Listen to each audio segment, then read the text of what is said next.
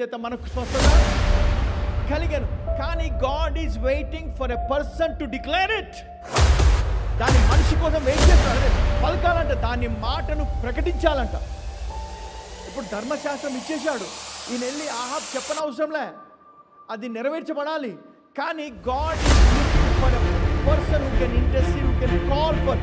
దేవుడు ఏం చూస్తా అంటే పలుకురా బాబు, ఇది రాయబడిన మాట పలుకు. ఇప్పుడు ఏలియా 7 సార్లు మోకరిస్తాడు, 7 times. ఎందుకంటే ఎంత కరువైనా మారాల్సిందే. ఎందుకంటే దేవుని మాట వచ్చిన తర్వాత నువ్వు క్యాన్సర్లో 4th స్టేజ్, రేపు చచ్చిపోతావన్నా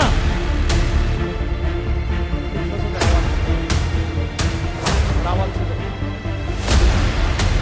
ఎందుకంటే